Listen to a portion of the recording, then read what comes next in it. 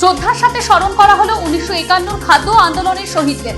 মঙ্গলবার কোচবিহার শহীদবাগে হলো কর্মসূচি। দুয়ারে ভোট, নেই গাড়ির দেখা, অসহায় যাত্রীরা। ভোট দিতে এসে গাড়ি না পেয়ে বিপাকে নাগরিক সমাজ। সে ছিল এক উজ্জ্বল অতীত, এখন আর সেই পিছুটান নেই। তাই 26-এর নির্বাচনেও বড় ভূমিকায় নেই কোচবিহারের রঞ্জিত গুপ্ত চৌধুরী ওরফে কাজল, যে কিনা একসময় কংগ্রেসের দাপুটি নেতা ছিলেন, পরবর্তীতে তৃণমূলেও। ভোট আবহে উত্তেজনা, জয় বাংলা ও জয় শ্রীরাম স্লোগান ও পাল্টা স্লোগানে উত্তপ্ত হয় দিনহাটার কুশাহাট। সোমবারের এই ঘটনায় পরে পুলিশ ও কেন্দ্রীয় বাহিনীর জওয়ানেরা পরিস্থিতি নিয়ন্ত্রণে আনে। ভোট প্রচারের সময়সীমার শেষ মুহূর্তে কোচবিহার জেলা জুড়ে তৈরি হয় এক অন্য আবহ। তারকা প্রচার বাদেও ছিল জনসংযোগের কর্মসূচি। ভোট পর্বকে সুষ্ঠুভাবে সম্পন্ন করতে এবার শান্তি পাঠেরও আয়োজন করলেন তৃণমূল প্রার্থী অভিজিৎ দেব ভৌমিক।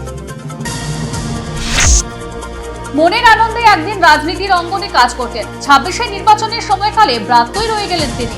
কংগ্রেসের এই নেতা পরবর্তীতে যোগ দিয়েছিলেন তৃণমূলে, হয়েছিলেন কোচবিহার পুরসভার চেয়ারম্যান। আজ তিকনির মুখোমুখি হয়েছেন দীপক ভট্টাচার্য।